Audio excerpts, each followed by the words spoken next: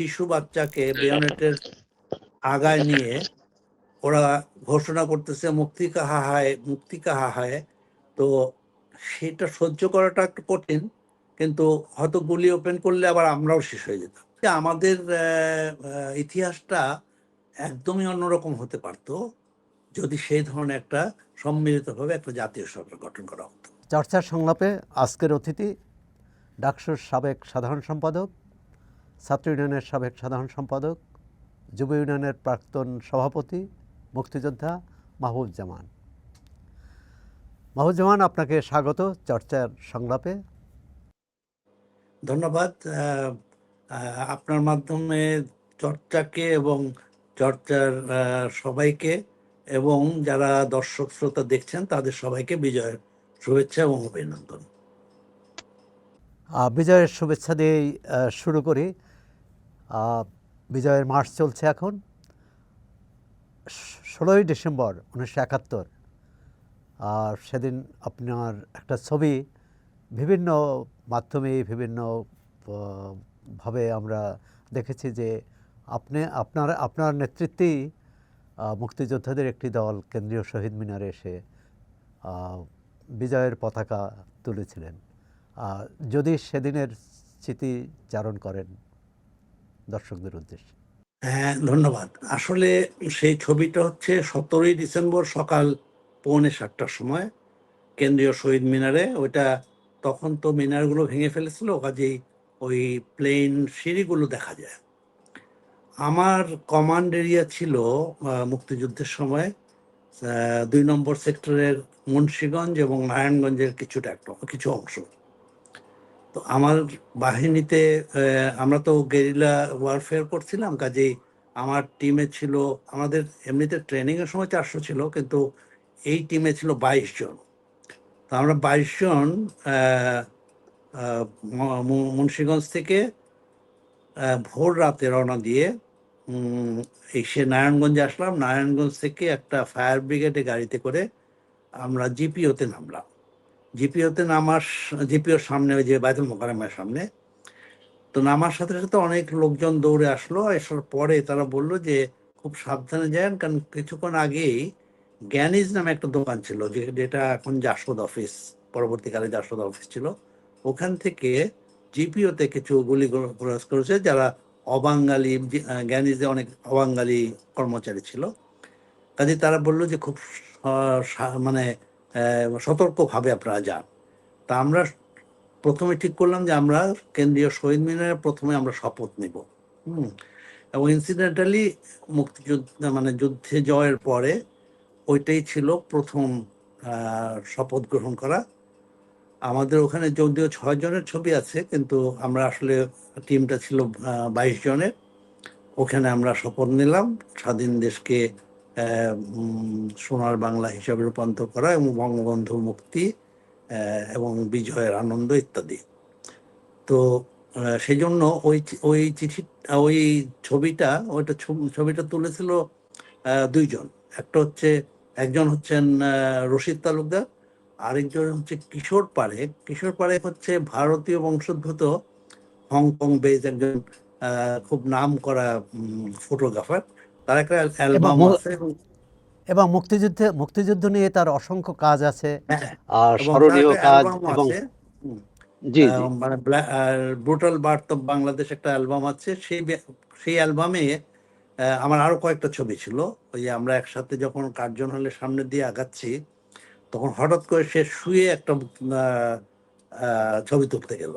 তো আমরা তো তখন কক করা অবস্থায়, আরেকটু হলে ওরা মারা যেত, কারণ কেউ বুঝতে পারে না যে সে ফটোগ্রাফার। তো তার ক্যামেরা দেখে তখন আমরা মানে স্টপ করেছি। তো কাজেই ওই ছবিটা 16 তারিখ না 17 তারিখ? 17ই ডিসেম্বর সকাল 6:45টায়। আচ্ছা, মানে ছবি তোলার পরে, তাহলে শহীদ মিনারে আপনাদের ছবির পরে কিশোর পারেখের সাথে দেখা। ছবি তোলার আগেই, মানে উনি আমাদেরকে বায়তুল মোকাররম থেকেই অনুসরণ করছিলেন।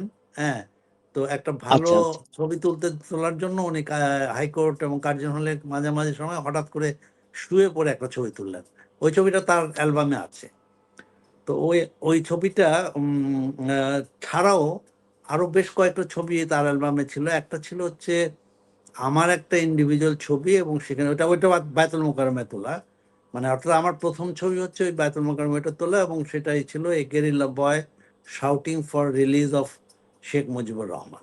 হ্যাঁ, এই জাতীয় একটা ছিল, হেডলাইন ছিল। তো আনফর্চুনেটলি ওই অ্যালবামটা এখন আর পাওয়া যাচ্ছে না। আমি অনেক রকম ভাবে খোঁজ করেছি, এমনকি এটার পাবলিশার যে প্যাসিফিক পাবলিশার্স ইসের হংকং এর, তাদের কাছেও যোগাযোগ করেছি, এটা এখনো পর্যন্ত পাই নাই। কালে খুবই হয়েছে, এবং এটা নিয়ে আমাদের বিজয়ের 40 বছর উদযাপন উপলক্ষে যে 40 টাকার একটা স্মারক নোট তৈরি বেরিয়েছিল, স্মারক মুদ্রা বেরিয়েছিল, সেটার মধ্যে ওই ছবিটা আছে।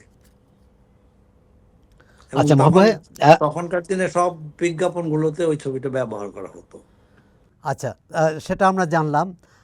একটা হচ্ছে যে বাংলাদেশ সরকারের মানে মুজিবনগর সরকারের অধীনে তো একটা বাহিনী ছিল, কিন্তু আপনার একটা আলাদা বাহিনী গেরিলা বাহিনীতে অংশ নিলেন কেন, বা সেটা নেতৃত্ব দিলেন কেন?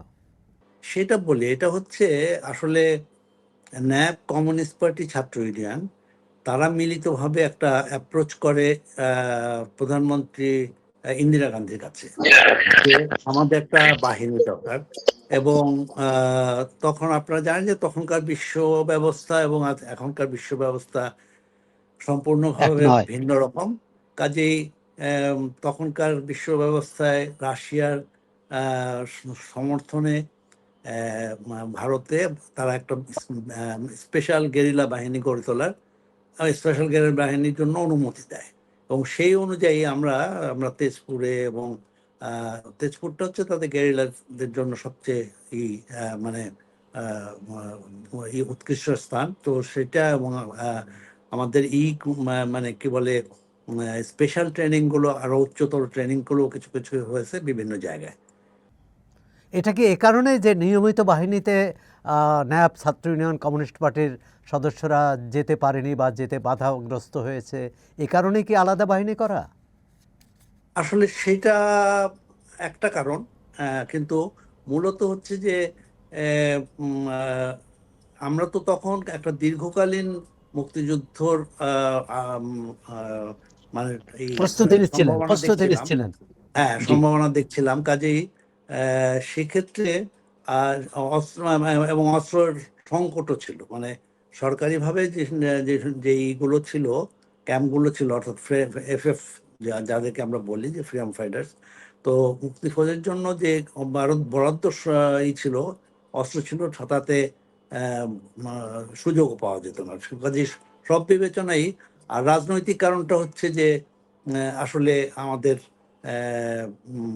একটা আলাদা এক্সিস্টেন্স, এবং আমরা যেহেতু খুব ডেডিকেটেড, কারণ ওই সময় কিন্তু আপনারা জানেন যে জাতিসংঘে প্রচারের জন্য গিয়েছিলেন ওই সেখানে ন্যাপের মীর মাহবুব আলী ছিলেন, সারওয়ার আলী, এখন মুক্তিযুদ্ধ মিউজিয়ামের ট্রাস্টি, ওনারা গিয়েছিলেন, জাতিসংঘ গিয়েছিলেন, সোভিয়েত ইউনিয়নে গিয়েছিলেন। কাজে ওই ক্যাম্পেইনের ফলে এটা আহ, ওরা কি ওনার ওনারা কি জাতিসংঘে গিয়েছিলেন না প্রাগে গিয়েছিলেন?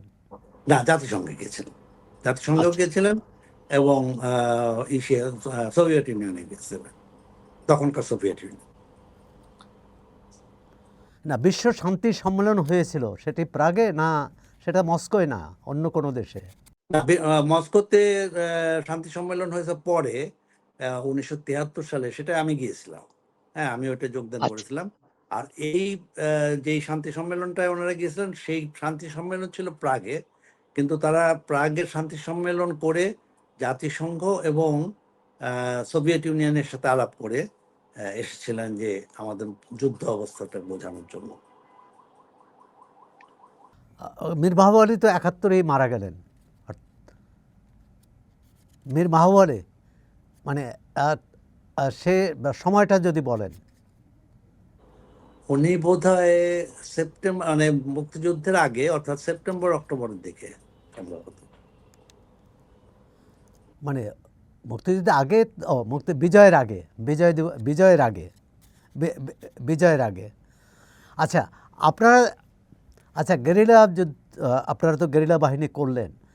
এই গেরিলা বাহিনীর সঙ্গে তৎকালীন যে সরকারের যে মুক্তি বাহিনী ছিল এবং আহ, মুজিব বাহিনী, এই দুই বাহিনীর সঙ্গে আপনাদের কোনো রকম আহ, সংঘাত, সংঘর্ষ অথবা বিরোধ হয়েছিল কিনা?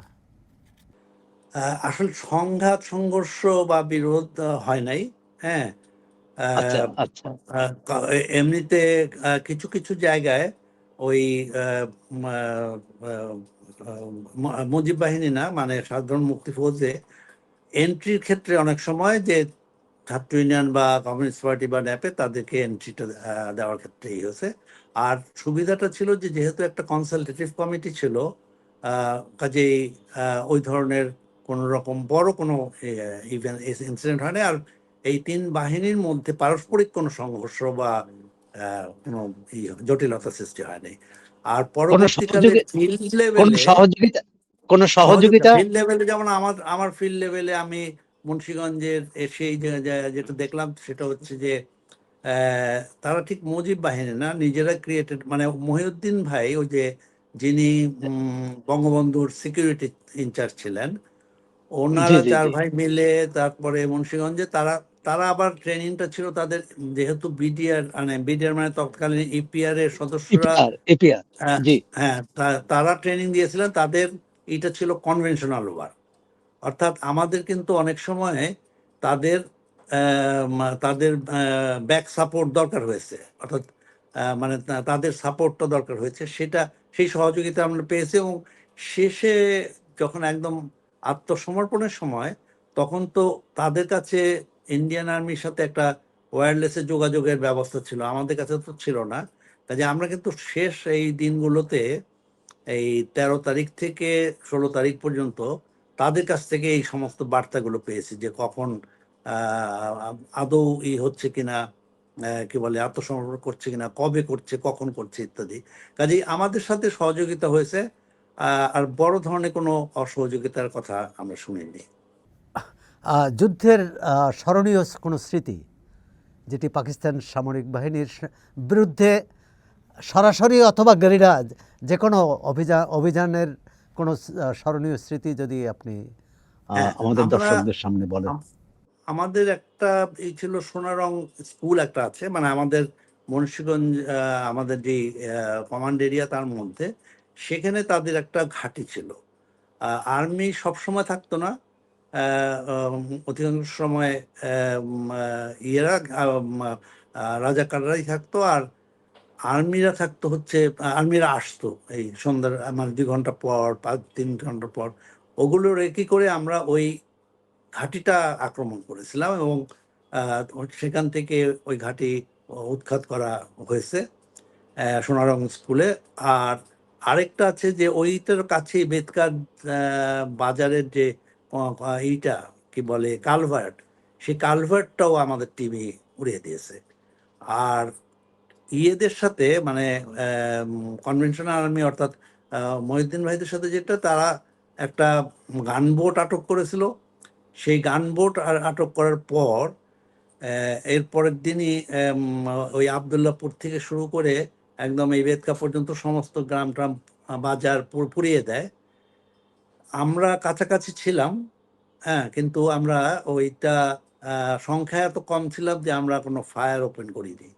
সেটা আমাদের গেরিলার ওয়ারফেয়ার অনুযায়ী ঠিক, কিন্তু মানবিকভাবে আমরা যখন দেখলাম যে ওরা সব পুড়িয়ে একটা শিশু বাচ্চাকে বেয়নেটের আগায় নিয়ে ওরা ঘোষণা করতেছে মুক্তি কাহা হায়, মুক্তি কাহা হায়। তো সেটা সহ্য করাটা একটু কঠিন, কিন্তু হয়তো গুলি ওপেন করলে আবার আমরাও শেষ হয়ে যেতাম। কাজে সেই ধরনের অনেকগুলো স্মৃতি আছে মানে ওই সময়কার। তার মধ্যে এটাই হচ্ছে আমার এখনো পর্যন্ত চোখে ভাসে যে বেয়নেটের আগায় একটা শিশু কান্নাকাটি করছে, আর ওরা বলছে যে মুক্তি কাহা হায়, মুক্তি কাহা হায়, কিন্তু আমরা সেটার জবাবটা দিইনি। এবং আমাদের সবাই বিবেচনা মনে হয় যে আমরা ঠিক করেছি। তবে মানবিকভাবে এইটাকে মনে হয়েছে একটা পরাজয়, যে আমাদের মানে এটা মেনে নেওয়ার মতো নয়। মেনে নেওয়ার মতো না, কিন্তু মেনে নিতে হয়েছে যুদ্ধের কারণে। আচ্ছা, এখন যুদ্ধ পরবর্তী বাংলাদেশে আসি। যুদ্ধ থেকে ফিরে এলেন, স্বাধীন বাংলাদেশের প্রথম যে ডাকসু নির্বাচন, সেই ডাকসু নির্বাচনের আপনি প্রথম সাধারণ সম্পাদক নির্বাচিত হলেন। মুজাহিদুল ইসলাম সেলিম ভিপি নির্বাচিত হলেন। পরবর্তীকালে ছাত্র ইউনিয়ন তার স্বকীয়তা রাখতে পারলো না কেন? হ্যাঁ, আসলে এটা বেশ জটিল প্রশ্ন, তবুও আমি সহজে বলি। আসলে মুক্তিযুদ্ধ থেকে ফিরে আসার পরে আমরা দেখলাম এটা একটা সম্পূর্ণ ধ্বংসপ্রাপ্ত দেশ।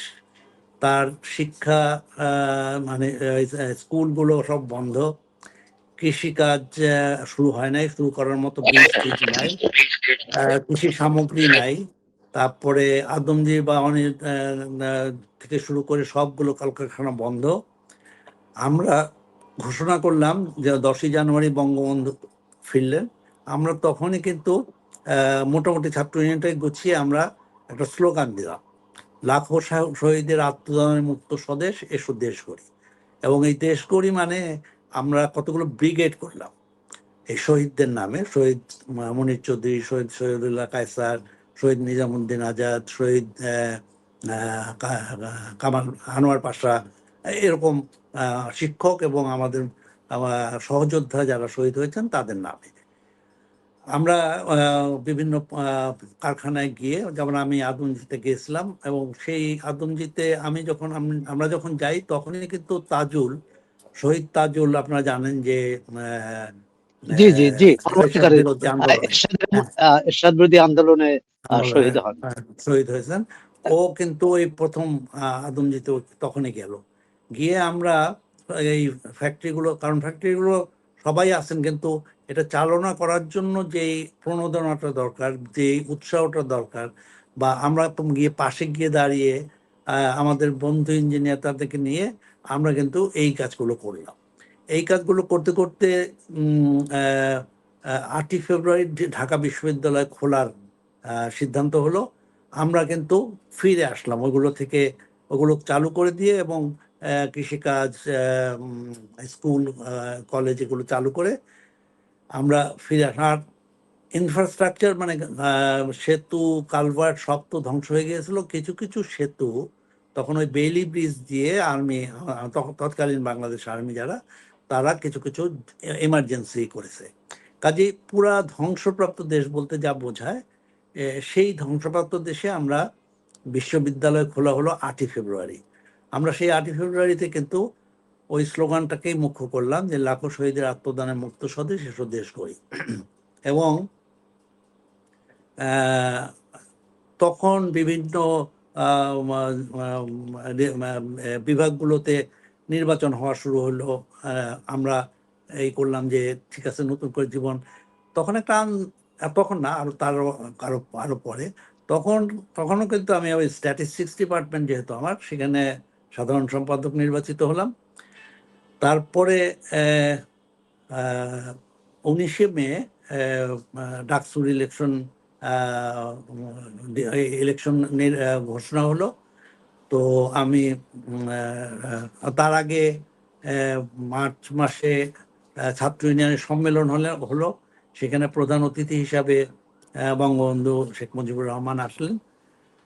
বঙ্গবন্ধু আসলে ত্রয়োদশ এবং চতুর্দশ দুইটা সম্মেলনে উদ্বোধন করেছেন স্বাধীনতার পর, 72 এবং 73 সালে।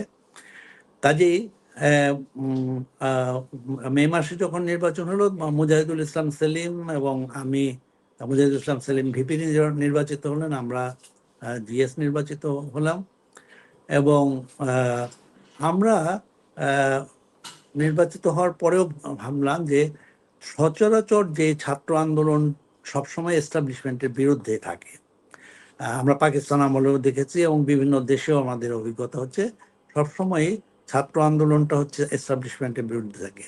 কিন্তু যেই দেশটাকে আমরা স্বাধীন করলাম, সেই দেশটায় তো আমরা মানে ক্লাসিক্যাল বিরোধী দল হিসাবে কাজ করতে পারি না। যে কারণে আমরা ঠিক করলাম যে আমরা এই আমাদের শিক্ষাঙ্গনে এবং রাজনৈতিক অঙ্গনে একটা কোলাবোরেশন, অর্থাৎ কোঅপারেশন, একটা সবাই সমঝোতা সেটা, এবং তখনই কিন্তু আমরা আমাদের ত্রয়োদশ সম্মেলন অর্থাৎ 1972 সালের সম্মেলন, যেখানে বঙ্গবন্ধুর সামনেই উনি আমাদের স্লোগানটার খুব প্রশংসা করলেন, লাখো শহীদরা আত্মদানে মুক্ত স্বদেশ এসো দেশ গড়ি কাজে, এবং উনি কিন্তু ছাত্রলীগকে আহ্বান জানালেন আমাদের সম্মেলনের মঞ্চ থেকে যে ছাত্রলীগ ছাত্র ইউনিয়ন তোমরা সবাই একসাথে মিলিত হয়ে করো, দেশ দেশ করো, এই স্লোগান হচ্ছে উত্তম স্লোগান ইত্যাদি। তো কাজেই সেটা একটা ছাত্র সংগ্রাম পরিষদও হলো। সেই সময় আমরা আবার মানে 74-এর প্রথম দিকে অর্থাৎ জুলাই অগাস্টের দিকেই বন্যা হলো, আর্লি ফ্লাড। তারপরে 74-এর দুর্ভিক্ষ হলো, বন্যা পরবর্তী দুর্ভিক্ষ, এবং এইগুলোতে কিন্তু আমরা সবসময় ছাত্র সংগ্রাম পরিষদ হিসাবে এবং ডাকসু হিসাবে আমরা কাজ করেছি।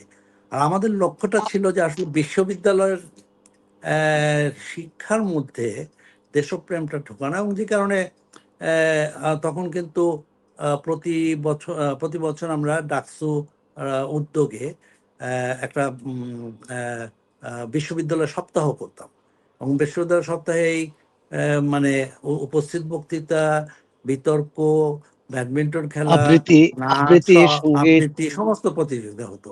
যে কারণে আমি এমনিতে মনে করি যে ডাকসু শুধু না, যে কোনো জায়গায় শিক্ষা প্রতিষ্ঠানগুলোতে এই নির্বাচন হওয়াটা এবং নির্বাচিত এই সংসদ থাকাটা খুব জরুরি। এটা ছাত্রদের মেধা এসের জন্য জরুরি। কিন্তু আপনারা তো, না আমি একটু থামিয়ে দিচ্ছি, আপনারা 73-এ তো ছাত্রলীগের সঙ্গে মিলে নির্বাচন করলেন এবং সেই নির্বাচনের ব্যালট বাক্স ছিনতাই হয়ে গেল, কিভাবে হলো, কারা করলো? 73 সালের নির্বাচনে ছাত্রলীগ ছাত্র ইউনিয়ন জয়েন্টলি প্যানেল দিয়েছিল ইসমত মানে নুরুল আলম লেনিন এবং ইসমত কাদের গামা নেতৃত্বে, এবং নির্বাচনের শেষ পর্যায়ে খুব স্পষ্টভাবে যদি বলা যায় যে শেষ পর্যায়ে দেখা গেল যে আসলে তখন জাসদ ছাত্রলীগের বেশ জোয়ার। হ্যাঁ, সেটাও আমি আসছিলাম যে কিভাবে ধরেন যে আমাদের যখন 72 সালে বিভিন্ন ডিপার্টমেন্টের ইলেকশন হলো, বিভিন্ন বিশ্ববিদ্যালয়ের ইলেকশন হলো, ডাকসু, চাকসু, বাকসু, সব কিছুতেই কিন্তু ছাত্র ইউনিয়ন জিতলো, ডিপার্টমেন্টগুলোতেও জিতলো। 73-এ যখন জাসদ হয়ে গেল, আমাদের চোখের সামনে আমরা দেখলাম যে আমাদের যত মেধাবী সংগঠক, মেধাবী ছাত্ররা, হ্যাঁ, তারা সবাই দলে দলে সব জাসদে চলে গেলেন, কারণ তাদের ওখানে বৈজ্ঞানিক সমাজতন্ত্রের যে আহ্বান, সেই আহ্বানটা তো তাদেরকে অ্যাট্রাক্ট করে, এবং আমাদের যে পজিশনটা অর্থাৎ এস্টাবলিশমেন্টের সাথে সহযোগিতা করা, দেশটাকে করা, এটা আমাদের প্রচলিত তারুণ্যের কাছে অ্যাকসেপ্টেবল ছিল না, এবং তার পরিণতিতে যেটা হলো যে ইলেকশনে আসলে জাসদ ছাত্রলীগ জয়লাভ করছিল। সেই সময়ই এই রাষ্ট্র ক্ষমতায় যারা থাকেন তারা সব সময় আমাদের দেশে একটা যে ডাকসুটা জিতলেই বোধহয় রাষ্ট্র ক্ষমতাও জিতে যায়, যারা ডাকসু জিতে তারা রাষ্ট্র ক্ষমতা জিতে, বা ওরকম একটা ধারণা থেকে এইটা খুবই দুঃখজনক, এবং ছাত্র আন্দোলনের জন্য দুঃখজনক, শুধু ছাত্র ইউনিয়ন বা ছাত্রলীগের জন্য না, দুঃখজনক যে শেষ মুহূর্তে ব্যালট বাক্সগুলো ছিনতাই হয়ে যায়, এবং সেটার সবাই আমরা বুঝি যে যেহেতু জাসদ ছাত্রলীগ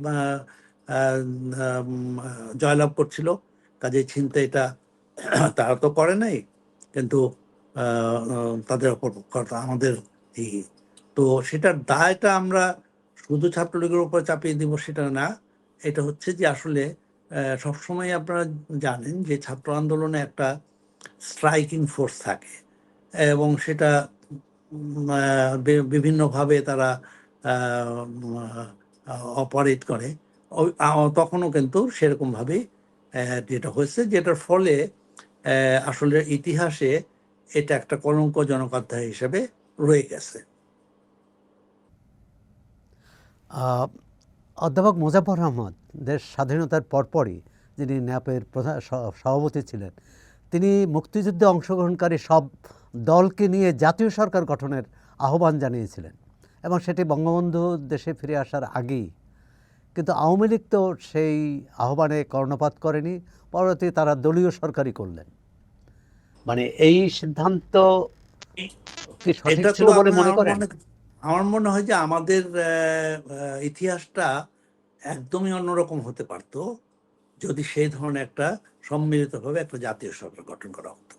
এবং আসলে এত বড় একটা জনযুদ্ধ, এবং সে যে কারণে হচ্ছে কি যে ওই দলের বিষয়গুলো আমরা দেশের চেয়ে দলকে পছন্দ করি, দলের চেয়ে ব্যক্তিকে বা নেতা নেত্রীকে বেশি পছন্দ করি। কাজেই প্রশ্নটা চলে আসলো যে জাতীয় সরকার না আসার ফলে ওই ওই যে এককভাবে দলীয় মানে কি বলে কৃতিত্ব বা ইত্যাদির প্রসঙ্গ, এবং যার ফলে পরবর্তীকালে অনেক ঐক্য জোট হয়েছে, 14 দলীয় ঐক্য জোট হয়েছে, তারপরে ছাত্র সংগ্রাম পরিষদ হয়েছে ঠিকই, কিন্তু ওই ওই যে একটা ন্যাশনাল মানে জাতীয় গভর্নমেন্ট নিয়ে ঐক্যের সবাই মিলে জাতীয় ঐক্যের বাতাবরণটা তৈরি হয়নি। সেই বাতাবরণটা তৈরি হলো না। হ্যাঁ, এবং সেটা আমার মনে হয় যে আমাদের জন্য একটা, আমাদের দেশের জন্য একটা বড় ধরনের হিস্টোরিক্যাল ভুলই বলবো। এখন যেমন আমরা জানি, দেখতে পাই বিভিন্ন বিভিন্ন পত্রপত্রিকা ইতিহাস গবেষণায়, যে স্বাধীনতার পর তৎকালীন যে ক্ষমতাসীন দল, তার ছাত্র সংগঠন, যুব সংগঠন, তারা যে অনাচার করেছেন, অন্যায় করেছেন, জবরদস্তি করেছেন, আপনারা তার সহযোগী হিসাবে, মানে ঐক্যের সহযোগী হিসাবে, আর সেটি কি তখন এটা একেবারে মানে আমলেই নেননি, না সেটি বুঝতে পারেননি কোনটা? না, আসলে এখন যেগুলো প্রচার হয় যে যে মানে সরকারি দল হিসাবে ছাত্রলীগ অনাচার করছে, অনেক কিছু করেছে আজকাল। 7 হত্যাকাণ্ড, মহসিন হলের 7 হত্যাকাণ্ড, ছাত্রলীগের 2 গ্রুপের বহুবার সংঘাত সংঘর্ষ হয়েছে, একে অপরকে শেষ করতে চেয়েছে। না, সেটা তো ছাত্রলীগের আভ্যন্তরীণ কন্দল, অভ্যন্তরে, আমি সেটাই বলছি। সেইটা আমাদের আমাদের ছাত্র আন্দোলনে বা আমাদের ঐক্যবদ্ধ ছাত্র আন্দোলনে খুব বেশি প্রভাব ফেলে নাই। না, সেটা হয় না। আপনারা যার সঙ্গে ঐক্য করলেন, তার যে শ্রেণী চরিত্র, তার যে স্বরূপ, তার যে মানসিকতা, সেটা আপনারা তখন কি আমলে নেননি, না সেটা তখন বুঝতে পারেননি, অথবা বুঝতে পারলেও সেটাকে হজম করেছেন, কোনটা? না, শ্রেণী চরিত্র মানে কি, আসলে তো ছাত্রদের মধ্যে এবং ঢাকা বিশ্ববিদ্যালয় মূলত বা সারা দেশে ছাত্রদের মধ্যবিত্ত, নিম্ন মধ্যবিত্ত, তারাই ছাত্র সংগঠন ইত্যাদির মধ্যে থাকে। তো কাজেই বিভিন্ন শ্রেণী, মানে মূলত কৃষক পরিবার থেকে আসা ছাত্রছাত্রী শিক্ষার্থী, তারপরেও হয়তো মধ্যবিত্ত, নিম্ন মধ্যবিত্ত ইত্যাদি। কাজেই আমাদের ওই বিবেচনাটা ছিল যে আমাদের ছাত্র জীবনে আমরা শিক্ষা জীবনটাকে কিভাবে বাধামুক্ত রাখতে পারি, এবং সেই কারণে ওইটা আমাদের ঐক্যের ক্ষেত্রে প্রধানান্তর হয়েছে, বা ওটাকে গুরুত্ব দেওয়া হয় নাই তা না, আমরা গুরুত্বের সাথেই দেখেছি, কিন্তু সেটা যেহেতু তাদের অন্তর্দ্বন্দ্ব, সেটার মধ্যে আমরা ইনভলভটা হই নাই। হ্যাঁ, যেমন ডাকসুটা আমরা ওই যে যেটা বলছিলাম যে আমাদের প্রথম ডাকসুর অভিজ্ঞতা হচ্ছে তখন ম্যাক্স স্যার, অর্থাৎ মুজাফর আহমেদ চৌধুরী স্যার ভিসি ছিলেন। আমরা দেখলাম যে অটো পাসের একটা আন্দোলন শুরু হলো, এবং সেটা হচ্ছে যে যেহেতু প্রিলিমিনারি পরীক্ষাটা ছাত্রলীগই না, সেটা শুরু করলো। সেটা এমন হয়েছিল যে এটা একটা এই যে এখন যেমন কোটা বিরোধী আন্দোলন হলো, অলমোস্ট সেরকমই কিন্তু মানে তখন তো ছাত্র সংখ্যাও কম ইত্যাদি, কিন্তু এরকম হলো যে তারা অটো পাস, আমরা স্ট্যান্ড নিলাম যে আসলে একবার যদি একটা অটো পাস কোথাও হয়ে যায় তাহলে কিন্তু দেখা যাবে যে বিভিন্ন জায়গায় অটো এবং চাকরির ক্ষেত্রে অটো প্রমোশন এই থেকে শুরু করে সব জায়গায় আসবে। তাই আমরা বঙ্গবন্ধুকে বললাম, আমাদের কিন্তু আসলে আমার অভিজ্ঞতাটা বলি ব্যক্তিগত, যে অনেকে জিজ্ঞেস করে যে বঙ্গবন্ধুর সাথে আপনার কয়বার দেখা হয়েছে, তা আমি বলি যে আমি আসলে গুনতে পারবো না, কারণ এমন হয়েছে সময় হয়েছে যে দিনে 2বারও দেখা হয়েছে, কারণ উনি আমাদের কাজকর্মগুলোকে পছন্দ করতেন এবং মাঝে মাঝে ডেকেও পাঠাতেন। আর বিশেষ করে বন্যা দুর্ভিক্ষের সময় আমরা যেভাবে কাজ করেছি সেগুলো উনি নিজে বীরপুরের ক্যাম্পে গিয়ে দুর্ভিক্ষ এইটা ক্যাম্প দেখে আসছে। আমরা বন্যার পরে ওই প্রতীক হিসাবে সরোয়ার্দী উদ্যানে বীজতলা তৈরি করেছিলাম, রাত 2টার সময় গিয়ে উনি এটা দেখে এসছেন। আর ডাকসুর বিভিন্ন কাজ, এই নাট্যচক্র করা, মহামিদকে নিয়ে যাওয়া, আমরা ছাত্র বার্তা নামে একটা পত্রিকা রেগুলার বের করতাম, যে ডাকসু থেকে প্রতি মাসে ছাত্র ঢাকা বিশ্ববিদ্যালয়ে ছাত্র খবরাখবর দিয়ে ছাত্র বার্তা, তার সম্পাদক ছিল মুনতাসির মাহমুদ। কাজে আমরা বহুবার বঙ্গবন্ধুর সাথে দেখা করছি। তো এখন যে কারণে হয়েছে কি যে বঙ্গবন্ধুর এই সান্নিধ্যটা আমরা পেয়েছি, এবং উনি কিন্তু কখনোই ছাত্র ইউনিয়ন ছাত্রলোক ওইভাবে বিভাজন করতেন না। তো উনি আমরা ওনাকে বললাম যে এই অটো প্রমোশনের ব্যাপারে যে এটা না করা, তো উনি বললো যে তোরা পারবি, ঠেকাইতে পারবি? তো আমরা বললাম যে আপনাদের সাপোর্ট লাগবে, আদারওয়াইজ পারবো না। তো এটা আমাদের তো বটতলায় মিটিংয়ে আমরা যে স্ট্যান্ডটা নিয়েছি যে না অটো পাসটা, হ্যাঁ আমরা অটো প্রমোশনের বিরুদ্ধে মানে বিরুদ্ধে স্থান নিয়েছিলাম এই জন্য যে আসলে ওইটা একটা প্যান্ডোরা বক্স ওপেন হয়ে যেত। তো ওইটা উনি অ্যাগ্রি করলেন। তো একবারে আন্দোলনটা বড় হতে হতে একসময় বটতলায় একটা মিটিং চলছে, আমাদের কাছ থেকে মাইকটাও কেড়ে নিয়ে গেল, এমনকি ডাকসু অফিসও আক্রান্ত হলো। তারপরে সিন্ডিকেট মিটিং চলছিল, তখন সিন্ডিকেটকে ঘেরাও করলো এই জগন্নাথ কলেজ থেকে শুরু করে সমস্ত college, Dhaka college, Jagannath college ইত্যাদিতে, আর মেইনলি প্রিলিমিনারি ছাত্র যারা, এবং ঢাকা বিশ্ববিদ্যালয়ের সব ডিপার্টমেন্টের প্রিলিমিনারি ছাত্ররা। তো সিন্ডিকেট যখন ঘেরাও করলো তখন আমরা তখন তোফায়েল ভাই ছিলেন পলিটিক্যাল সেক্রেটারি, তাকে টেলিফোন করলাম যে সিন্ডিকেট চলতেছে এবং সিন্ডিকেট ঘেরাও করছে, তো বঙ্গবন্ধুকে একটু জানান, আমরা এই বিষয়টা আলাপ করেছিলাম। তো উনি বললেন যে ঠিক আছে। তো উনি ঠিক আছে বলার পরে 7 থেকে 10 মিনিটের মধ্যে দেখি যে বাঁশি বাজায় মানে বঙ্গবন্ধুর সিকিউরিটি সহ উনি নিজে হাজির হয়ে গেছেন। যে এবং তখন তো গণভবন ছিল ওই রমনা পার্কের কাছে, কাছাকাছি। তো উনি এসে সবাই মানে দাঁড়ালেন, সবাইকে বলল যে সব মন খারাপ, তোদের পরীক্ষা দিতে হবে, তোরা দৌড়াদৌড়িতে ছিলি, কারণ ওই সময় তো একটা পরিবার পাওয়া যাবে না 1971-এর। আমি এখন এই যেটা বলি, যে যেই পরিবারটা বলবে যে আমরা 1971 সালে খুব ফুর্তিতে ছিলাম, খুব আনন্দে ছিলাম, পিকনিক করতাম, থিয়েটার দেখতাম, ক্ষতিগ্রস্ত যাত্রা হয়নি দেখতাম, এমন পরিবার ছিল না, প্রতিটা পরিবারই একটা ক্ষতিগ্রস্ত পরিবার হয়েছে। পাওয়া যাবে না। কাজেই ওই মুক্তিযুদ্ধের বিশালতা, ভয়াবহতা, এটা বঙ্গবন্ধু এখানে না থাকলেও বুঝতে পেরেছেন। তো উনি খুব সান্ত্বনার মতো এগুলো বলল যে তবে ধরে নে যে তোদের 1 বছর, তোদের জীবন থেকে 1 বছর চলে গেল, এবং এইটাই হতেছে সার্টিফিকেট, যে সারা জীবন বলতে পারবি যে আমার জীবন থেকে 1 বছর চলে গেছে আমাদের দেশের মুক্তিযুদ্ধের জন্য। হ্যাঁ, এখন কি তোরা অটো পাস চাস নাকি এই এই স্বীকৃতি চাস? সবাই বললো যে না, এইটাই এইটাই ঠিক আছে, হাত তুললো, তালি দিল, কড়াতালি দিল, সমাধান হয়ে গেল। কাজেই বঙ্গবন্ধুর ওই ব্যক্তিত্ব এবং ইসের সাথে এই মানে যখন অটো প্রমোশন, এটা কিন্তু এটা এটা মানে অনেক ক্ষেত্রে ছাত্রলীগ এটাকে প্রপারলি কাজ লাগাতে পারেনি। আর আমরাও লাগাতে পেরেছি মনে করি না। তবে বিশ্ববিদ্যালয়ের একটা জীবন, সেই জীবনটা কিন্তু আমরা এই যে আজকের অপরাজেয় বাংলা, যেখানে আমরা সবসময় শ্রদ্ধা নিবেদন করি, জি জি এই জি অপরাজেয় জি বাংলাটা তো ওই সময় আমরা করলাম। যদিও এটার উপরে হামলা হয়েছিল ৭৫-এর পরে, কিন্তু এটা এতই শক্ত যে সেটাকে কোনো আক্রমণ করে কিছু করতে পারে না। পরে আমরা এটাকে কমপ্লিট করেছি। তো আমরা আমাদের এটা ছিল তখন মূলত হচ্ছে যে বিশ্ববিদ্যালয় এবং শিক্ষার পরিবেশ ইত্যাদি। এবং আচ্ছা মহান ভাই, আমরা আহ, প্রায় শেষের দিকে আসছি। জি, আর কিছু বলছিলেন? না, ধরেন যে আচ্ছা ৭৩-এ আচ্ছা ১৯৭৩ সালে উনি জোট নিরপেক্ষ সম্মেলনে গেলেন।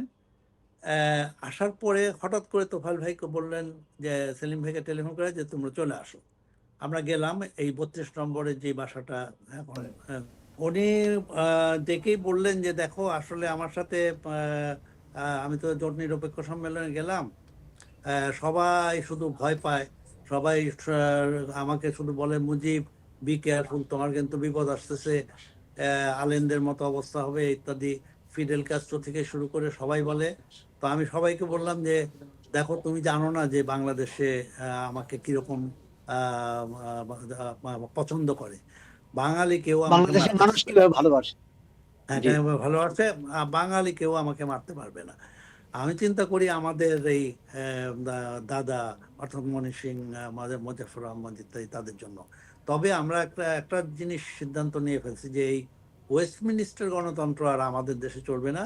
আমাদের দেশে আসলে সবাইকে মিলায় একটা দল করতে হবে, এবং সেইটা করতে পারলে সেটি হবে জাতির অগ্রগতি।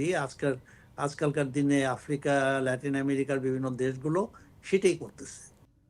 কিন্তু সবাই ওই পথে যাবেন, সবাইকে সবাইকে মেলার মধ্যে তো ভাসানী ন্যাপ ছিল না, ইউপিপি ছিল না, জাসদ ছিল না, তাহলে সবাইকে মিলল কি করে?